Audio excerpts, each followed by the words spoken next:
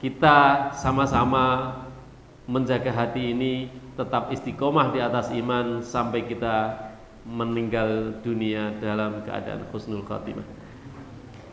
Salawat dan salam kita aturkan kepada Nabi kita Muhammadin sallallahu alaihi wasallam yang telah membimbing kita semua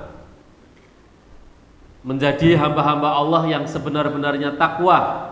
Ketakwaan yang dibina oleh Rasulullah, ditanamkan oleh Rasulullah kepada para sahabatnya adalah ketakwaan yang menjadikan seorang hamba sebagai sebenar-benar hamba.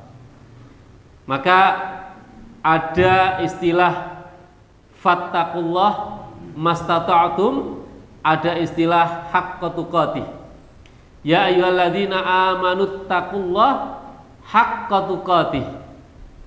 Wahai orang-orang yang beriman, bertakwalah kepada Allah sebenar-benar takwa. Ada juga perintah ayat yang lain, fattaqullah mastata'tum, maka bertakwalah kepada Allah semampu kalian. Ini menunjukkan bahwa ketakwaan ini ya ada yang memang ketika dia sudah puncak dalam kebenarannya ya, maka dia menjadi haqqa tuqatih. Tapi ketika belum sampai pada puncaknya, maka hendaklah kita selalu memakai ayat fattaqullah mastata'tum. Bertakwalah kepada Allah semampu kalian. Maknanya semampu kalian adalah kita selalu berusaha, selalu memperbaiki diri, selalu menjadi hamba yang paling baik sampai kepada derajat haqqa tuqatih.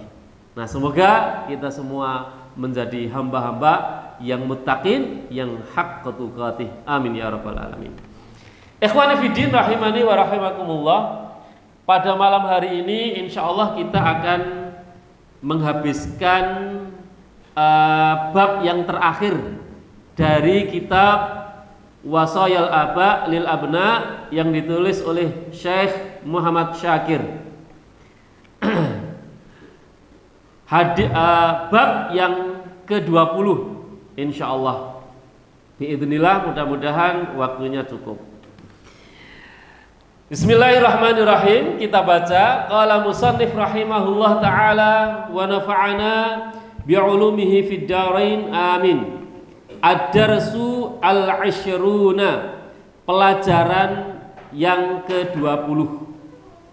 Pelajaran yang ke-20 adalah fi khatimatil wasaya, yaitu di dalam khatimah, penutup al-wasaya, wasiat-wasiat dari Syekh Muhammad Syakir. Penutup wasiat-wasiat dari Syekh Muhammad Syakir.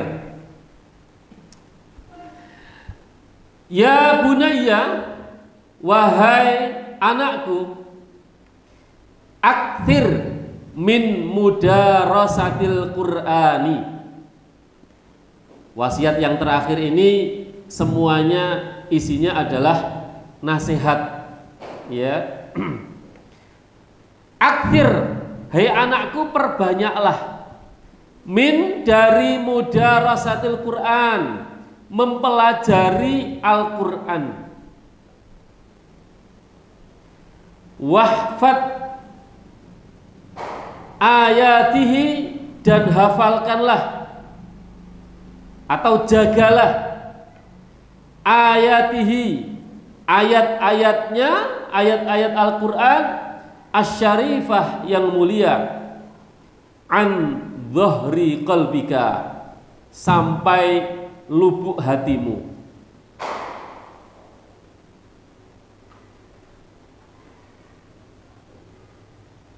Ini kalau kita merenung ya,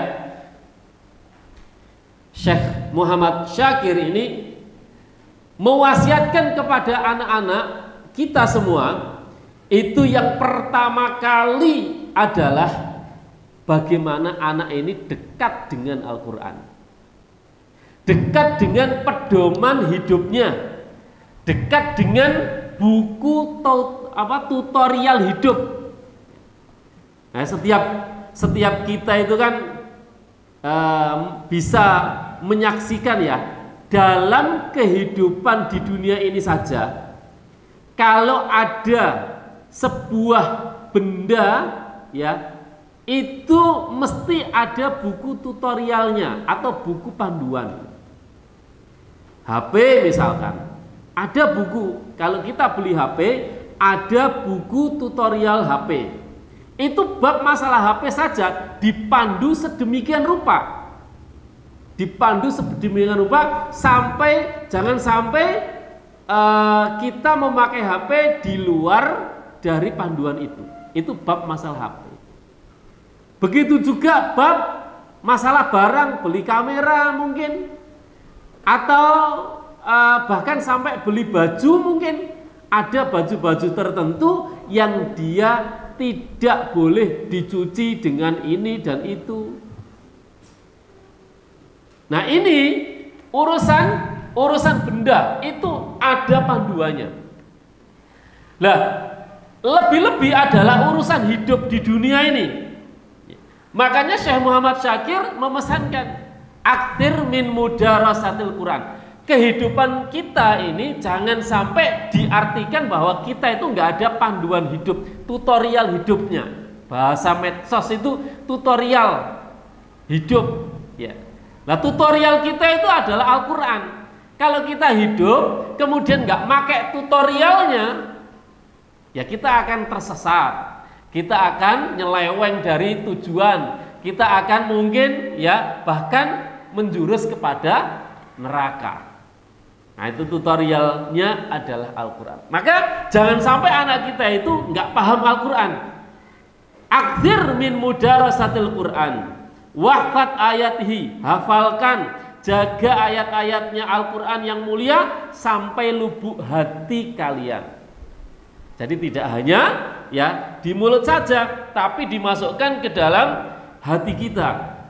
Wa idza qara'tal Qur'ana, dan apabila engkau membaca Al-Quran, fala taqra'hu wa anta ghafilun an ma'nahu, maka janganlah kamu membaca Al-Quran sedang kamu ghafil, lalai, an ma'nahu, dari maknanya. Ikhwani fiddin rahimani wa rahimakumullah. Al-Quran itu ya adalah sebagaimana tadi yang saya sampaikan, kalau itu adalah tutorial hidup, maka orang yang bisa menggunakan Al-Quran dalam keseharian itu pasti mereka yang paham maknanya. Bahkan kita saja di dalam sholat itu ya yang paling paham dan bisa khusyuk dalam sholat itu adalah mereka yang memahami makna-makna dari setiap bacaan di dalam sholat. Itu membantu kekhusyuan. Ya. Maka ya makna ini jangan sampai kita itu hanya sekedar memerintahkan anak untuk menghafal saja tanpa memahami ayat-ayat, makna-makna yang terkandung di dalamnya. Karena itu justru lebih penting daripada menghafal. Justru lebih penting dari sekedar menghafal. Karena menghafal belum tentu orang itu bisa melakukan, mempraktekkan. Tapi ketika dia ya memahami maknanya, kandungannya apa, sampai kemudian perintah dan larangan di dalam Al-Quran apa, maka dia bisa merealisasikan dalam keseharian. Maka kita mencoba ya memahamkan ini dari mulai diri kita. Kalau ada ayat fa'ammas sa'ila fala tanhar, jika ada orang yang minta jangan kamu menghardiknya. Nah, itu bagaimana realisasinya di dalam keseharian? Ada orang minta-minta kemudian bentak-bentak. Nah, ini berupa kandungan daripada makna itu luar biasa. Kita tanamkan karakter-karakter Al-Quran di dalam anak kita. Wa idza ashkala 'alaika, dan apabila ashkala 'alaika, kamu mendapati masalah, muskilah. Ashkala itu problematika, masalah di dalam Al-Quran ini, fahmu, pemahaman ayatin, sebuah ayat, farji' ila kutubit tafsiri, maka merujuklah kepada kitab-kitab tafsir. Nah, setidaknya kalau kita ini tidak atau belum memiliki kemampuan untuk membaca kitab-kitab tafsir yang bahasa Arab, kita setidaknya minimal mempunyai satu kitab tafsir di dalam rumah kita yang terjemahan. Ini penting ya. Yang terjemahan bisa itu tafsir Ibnu Katsir, bisa itu tafsir As-Sa'di ya, yang agak ringkes-ringkes ya, khulasohnya Ibnu Katsir, juga ada tafsir Misbahul Munir, itu hendaknya setidaknya kita memiliki satu sebagai bacaan kita sendiri, memahami ayat-ayat Allah 30 juz itu. Karena apa? Ketika kita itu membaca ayat sendiri, kemudian kita nggak paham, kemudian kita di rumah, siapa yang mau kita tanya? Yang kita tanya adalah buku. Buka kitab tafsirnya, di surat apa, ayat berapa, di situ pasti ada penjelasan dari kitab-kitab tafsir. Au ila ahadil ulama, atau kembali kepada para ulama. Tanyakan kepada para ulama, para asatid, para kiai. Tata'allam maknaha, kamu belajar makna Al-Quran darinya, dari para ulama tersebut. Ini wasiat yang pertama. Jadi akrab dengan Al-Quran, memahami makna-makna Al-Quran. Kalau ada muskilah di dalam memahami ayat Al-Quran, kembali kepada para ulama dan para kitab-kitab tafsir. Kemudian selanjutnya, ya bunayya, wahai anakku, syattana baina man yaqra'u wa la yafhamu. Syattan, sangat berbeda, baina, antara, man yaqra'u, orang yang membaca Al-Quran, wala yafhamu, tapi tidak faham makna. La yafhamu makna, enggak memahami maknanya. Ma yaqra'uhu, apa yang dia baca.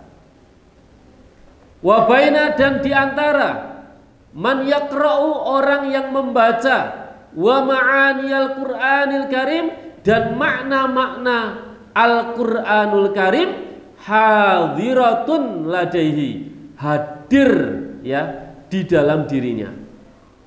Beda banget orang yang membaca Al-Quran paham terhadap maknanya, sama yang nggak paham terhadap maknanya. Itu beda banget. Beda di dalam bacaan, beda di dalam tingkah laku. Beda dalam bacaan, beda di dalam tingkah laku, sikap. Karena orang yang terisi paham makna Al-Quran itu tertancap dalam jiwa, dia mesti roh Al-Quran, karakter Al-Quran itu mesti menancap dalam hatinya, pasti mempengaruhi, ya pasti. Tapi ketika dia hanya sekedar membaca saja, tidak mengetahui maknanya, ya akhirnya apa? Al-Quran ini hanya sekedar bacaan, hanya sekedar sesuatu lantunan yang indah yang dilombakan ke sana kemari, mendapatkan juara ini dan itu, tapi tidak merubah akhlaknya, nggak merubah karakternya. Karena apa? Tidak dimasukkan. Ruh Al-Quran itu nggak masuk di dalam.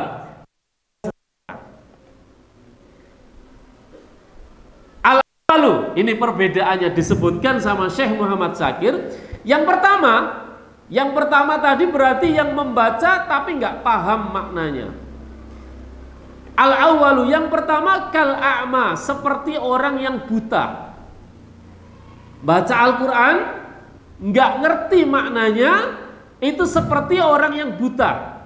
Yamshi fit tariq, yang berjalan di jalan, ya, la yubsiru minha syai'an, yang tidak bisa melihat jalanan sedikit pun. Bagaimana ketika dia berjalan dalam sebuah jalan tapi dia nggak bisa melihat jalan tersebut? Pasti nabrak-nabrak, nabrak sana, nabrak sini, ya, kesandung sana, jatuh sini. Ini seperti, ya, diumpamakan orang yang membaca Al-Quran nggak paham maknanya. Wathani, dan permisalan yang kedua, ya, yang membaca Al-Quran paham maknanya. Seperti apa? Kasahibil basari, seperti sahibil basar, orang yang bisa melihat, yattaqi, yang berhati-hati, bibasarihi, dengan pandangannya itu, mawaqi'az zalal, tempat-tempat yang menggelincirkan, tempat-tempat yang membuat dia jatuh, tempat-tempat yang berlubang, tempat-tempat yang jelek, bisa melihat semua. Maka Al-Quran itu, di antara nama Al-Quran itu adalah nurun, ya. Mathalu nurihi kamishkatin fiha misbahun, al-misbahu fi zujajah. Jadi Al-Quran itu disifati Allah Subhanahu wa ta'ala itu seperti cahaya. Dan tidak hanya cahaya, tapi cahaya di atas cahaya, ya. Lampu di atas cahaya dan di dalamnya ada cahaya lagi, terang benderang. Maka ketika kita paham Al-Quran, sama saja kita itu memasukkan cahaya di dalam hati kita, menerangi kehidupan kita. Sampai apapun kita bisa melihat semuanya, sehingga kita tidak bisa tergelincir di dalam kesesatan dunia. Karena banyak sekali, Pak, banyak sekali, ya, yang kemudian memegang Al-Quran, tapi justru Al-Quran itu menggelincirkan. Kenapa? Karena tidak ada ruh Al-Quran yang masuk di dalam diri seseorang. Tapi apa? Cuman lafadznya tok yang dihafal. Lafadz, tapi enggak masuk. Ya. Kemudian kita lanjut. Ya bunayya, wahai anakku, rubba qari'in, apa banyak qari'in, para pembaca untuk Al-Quran. Betapa banyak para pembaca Al-Quran. Wal Qur'anu yal'anuh, sedangkan Al-Quran itu melaknatnya. Na'udzubillah. Banyak yang hafid Al-Quran, tapi Al-Quran justru melaknat dirinya. Fama anzalallah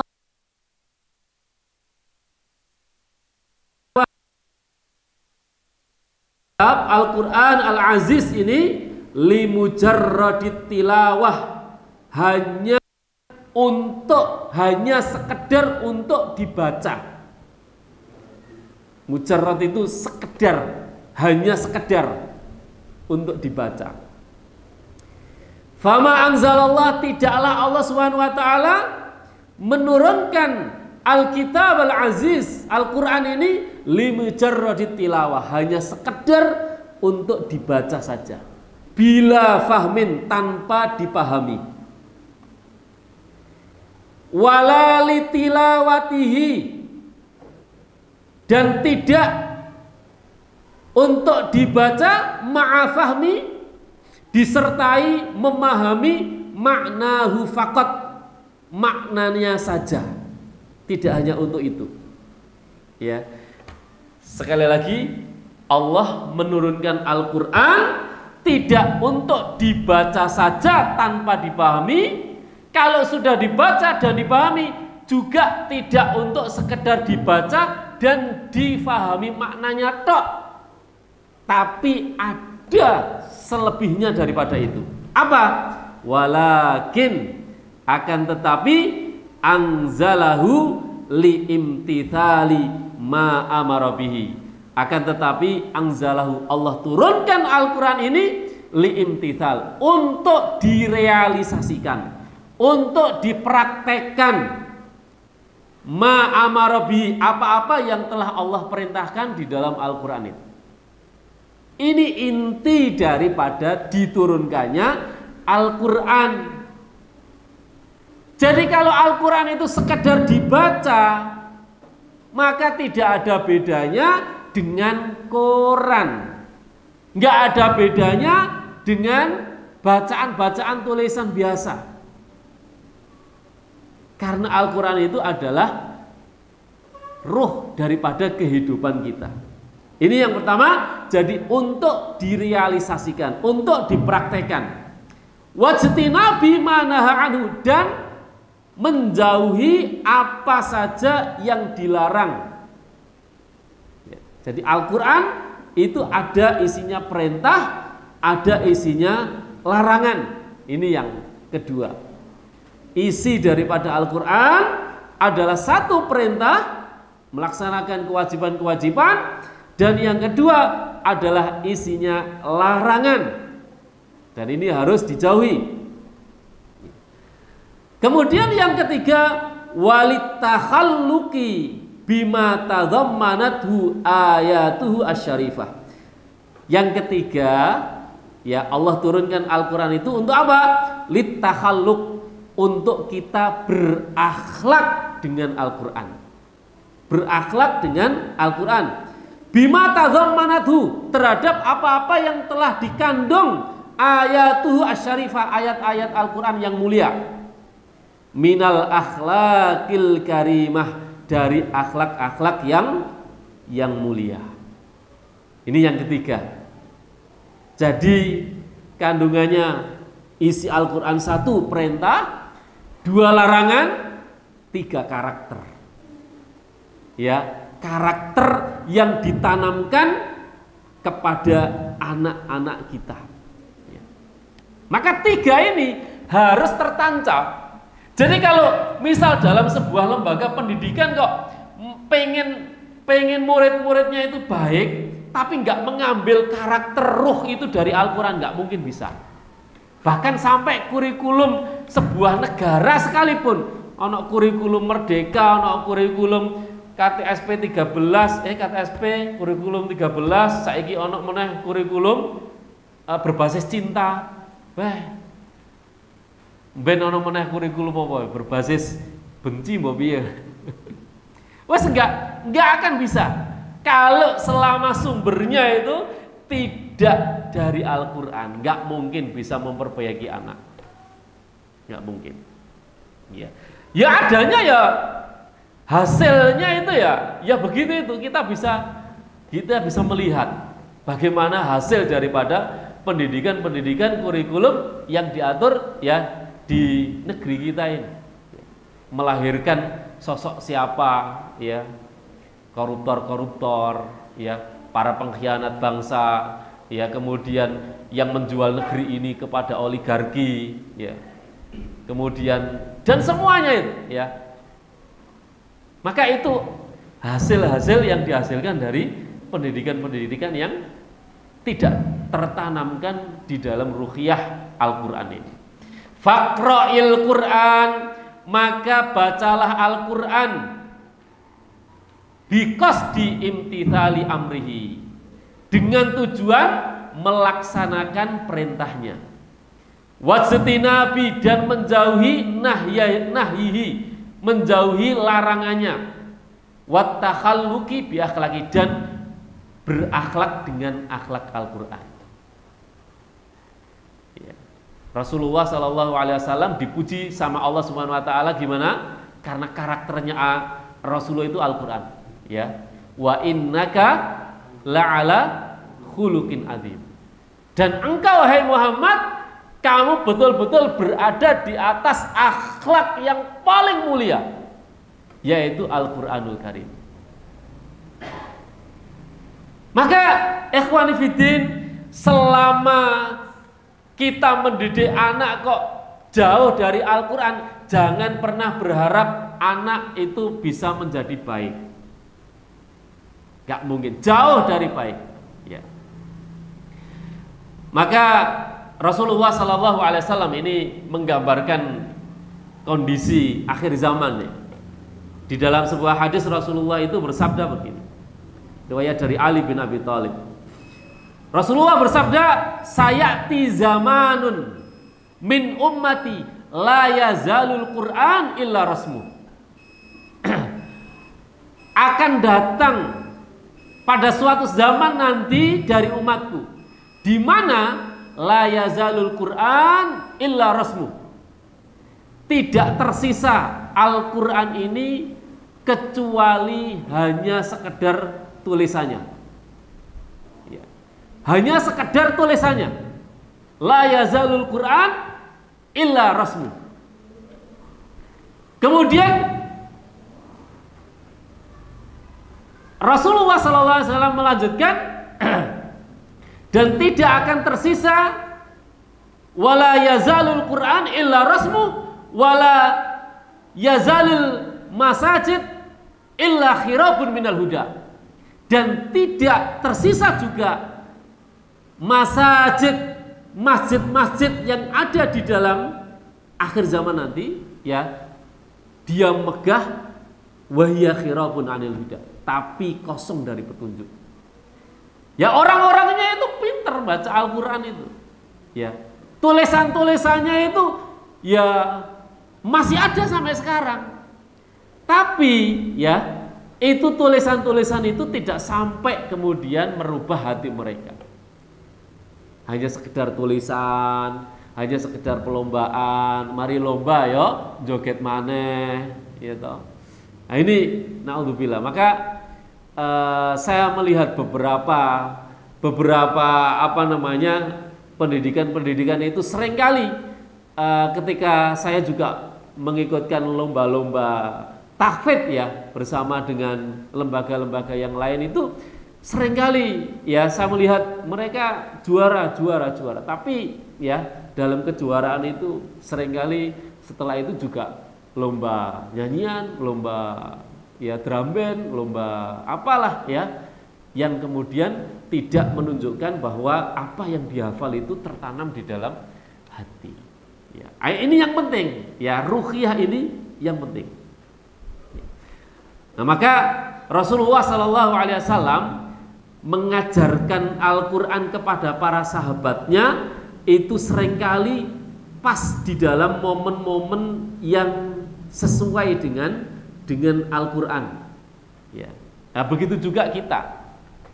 Satu contoh, Rasulullah mengajarkan kepada Abu Bakar tentang ma'iyatullah, tentang kebersamaan Allah Subhanahu wa taala.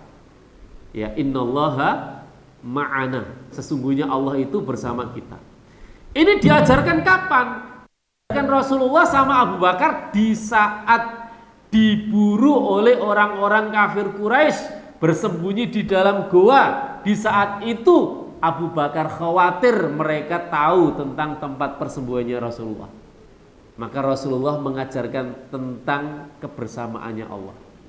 Nah, disitulah ya kebersamaan Allah yang ditanamkan. Ya Abu Bakrin la takhaf innallaha ma'ana. Wahai Abu Bakar, jangan takut ya, ada Allah bersama kita. Di saat yang seperti itu mengajari anak ya, di saat yang seperti itu akan nancep langsung ya, nancep langsung itu. Karena posisinya ada anak mungkin mencuri ya, kemudian kita ajari, nah di saat seperti itu Allah kamu, Allah bersama kamu. Di sini letak-letak pendidikan yang penting. Justru letak pendidikan itu tidak hanya di kelas, ya, tidak hanya di kelas secara teori, ya, dikatakan Allah bersama kita, enggak. Tapi ketika ada kasus, misal anak mengambil bukan barangnya, panggil, ya, kemudian nasihati langsung. Di situ Allah Subhanahu Wa Taala melihat dan seterusnya.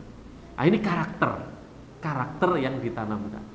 Maka hasil pendidikannya Rasulullah, ya, seperti Abu Bakar menjadi orang yang paling bertakwa sampai disebutkan oleh Allah wasayujannabuhal atqa, dan orang yang paling bertakwa Allah jauhkan dia dari api neraka. Siapa al-atqa di situ? Al-atqa di situ adalah Abu Bakrin As-Siddiq. Ya. Nah itu. Kemudian kita lanjut, ya bunayya, wahai anakku, hasib nafsaka, koreksilah dirimu, ala ma fa'alta, atas apa yang engkau lakukan, qabla ayyuhasibaka maulaka, sebelum engkau dikoreksi oleh pelindungmu, yaitu Allah Subhanahu wa taala. Fa idza khalauta, maka apabila khalauta, engkau telah sendiri, binafsika, dengan dirimu sendiri, indan naum, saat menjelang tidur, fadhkur ma sona'ta, maka ingat-ingatlah ma sona'ta, apa yang engkau lakukan, fi yaumika, pada harimu, walailatika, dan malammu. Nah, ini kita disuruh muhasabah. Pesan selanjutnya muhasabah, mengoreksi diri kita sebelum tidur. Siang tadi saya ngapain, malam kemarin itu saya ngapain, suruh ngoreksi sebelum dikoreksi Allah. Fa'in ra'aita, jika engkau melihat khairan, kebaikan, dalam hari itu kita melihat kita melakukan kebaikan, fahmadillah, maka ya pujilah Allah Subhanahu wa taala, ala taufiqihi, atas petunjuknya, memuji Allah, alhamdulillah, bi ni'matihi tatimmus sholihah, dan seterusnya. Wa in ra'aita, dan apabila engkau melihat syarran, keburukan di hari itu, fafza', maka segeralah ila taubati wan nadam, kepada untuk bertaubat, wan nadam, dan penyesalan. Segera kita bertaubat kepada Allah dan menyesali ya apa yang telah kita lakukan. Wa'ahid, selanjutnya, dan berjanjilah maulaka, kepada pelindungmu Allah Subhanahu wa taala, ala alla ta'uda, untuk kamu tidak mengulangi, wastaghfir, dan minta ampunlah, rabbaka kathiran, kepada Rabbmu sebanyak-banyaknya. Ini jika kita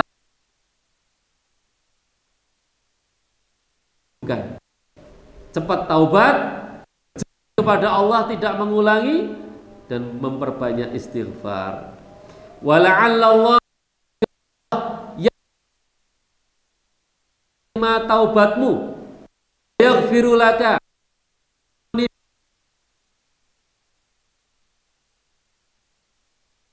yang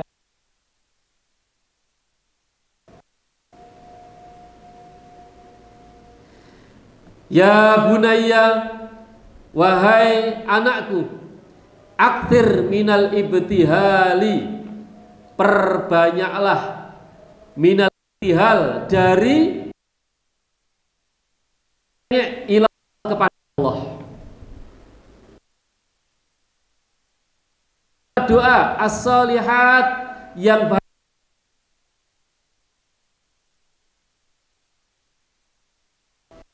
abawaika, dan untuk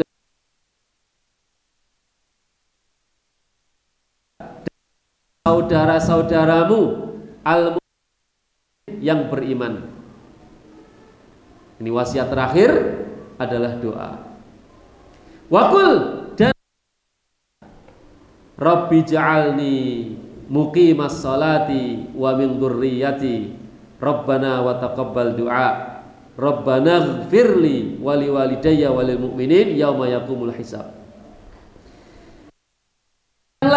Aku muqimas shalah, termasuk orang-orang yang mendirikan salat, wa min dzurriyyati, dan juga dari keturunan-keturunanku. Rabbana, ya Rabb kami, wa taqabbal du'a, terimalah doa kami. Rabbana ighfirli, ya Allah ampunilah aku dan orang-orang yang beriman pada hari hisab, ditegakkannya hisab. Ini doanya Nabi Ibrahim alaihissalam. Jadi doa orang tua itu selalu menyertakan anak. Dan doa orang tua kepada anak itu mesti harusnya diawali yang penting dulu. Dan yang penting itu adalah as-shalah. Ya. Maka ikhwani fiddin, piye bisane anak kita itu jangan sampai ya meninggalkan sholat. Jangan sampai anak kita itu meremehkan sholat. Karena kalau sudah sholat itu diremehkan, maka yang lain pasti diremehkan. Imam Qurtubi beliau mengatakan, ya, man dhayya'a as-shalah fahuwa lima siwaha adya'. Barang siapa yang meremehkan sholat, maka dia selain sholat pasti meremehkan. Faman dhayya'a faman kana zaujun dhayya'a shalah fahuwa bi imra'atiha adya'. Siapa seorang suami yang meremehkan sholat, dia pasti meremehkan istrinya.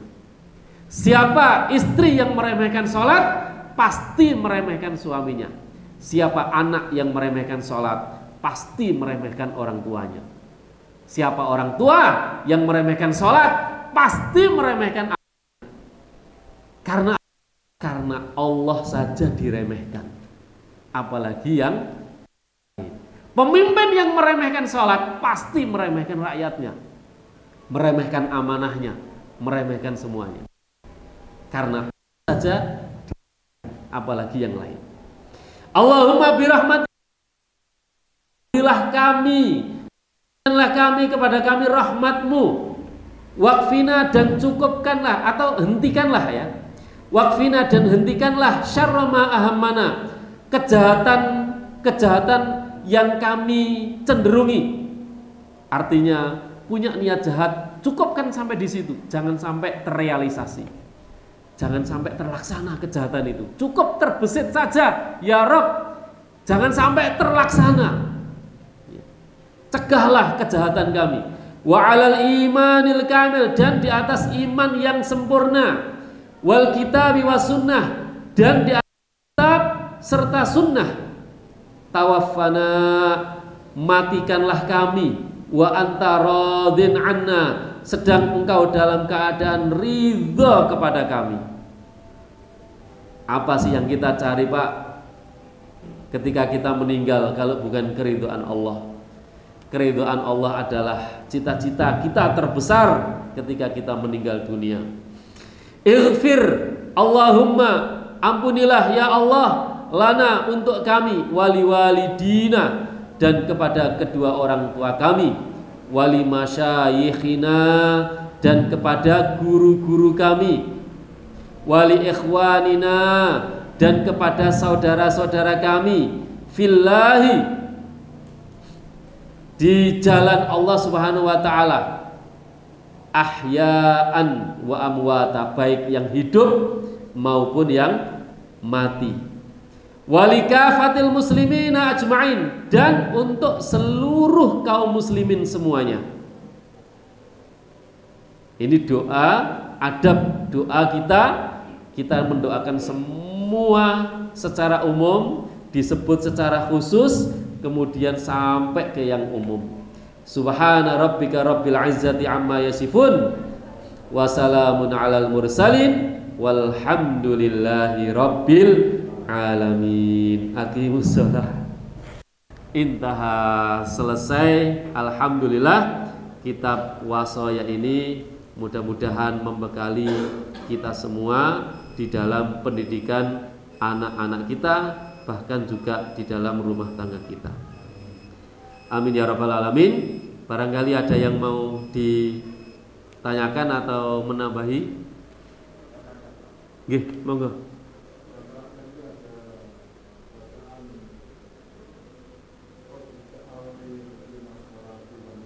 Nggih.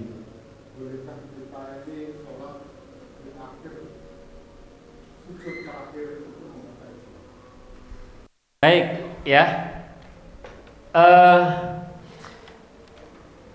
Rasulullah Shallallahu Alaihi Wasallam sendiri, beliau mengatakan bahwa akrabul ibad, ya, hamba yang paling dekat kepada Allah itu adalah hamba yang sedang bersujud, ya. Fahuwa sajidun fa'aktiru ad-du'a fihi, maka perbanyaklah doa di dalam sujud. Ini pesan Rasulullah. Nah, tentang bagaimana memperbanyak doa di dalam sujud. Yang pertama, ya, ketika itu salatnya adalah salat sunnah, maka kita boleh memperbanyak doa, ya, dengan doa, ya tentunya kalau di dalam salat, ya doanya adalah bahasa Arab, ya, tidak kemudian dilafadzkan dengan bahasa Indonesia, tapi dilakukan setelah doa sujud yang biasa dilakukan. Nah, di dalam sholat wajib ini ada khilaf, ya, ada khilaf. Ada yang mengatakan bahwa tuntunan di dalam sholat wajib itu adalah tuntunan qat'i, artinya bacaan-bacaan sudah ditentukan, ya, ditentukan. Ya, subhana rabbiyal azimi atau subhana rabbiyal a'la 3 kali itu sudah ditentukan, ya. Nah, akan tetapi ada, ya, ulama yang membolehkan setelah, tetap sebagaimana tadi, setelah berdoa sujud yang wajib itu, maka ketika masih ada waktu boleh berdoa yang lain. Ya, termasuk doa ini diperbolehkan, tapi bukan niat membaca ayat, tapi membaca doa. Ya, karena ayat ini adalah doa. Ya.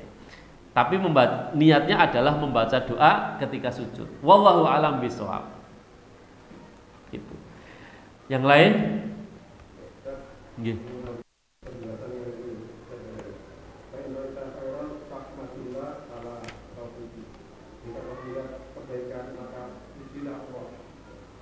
Nggih.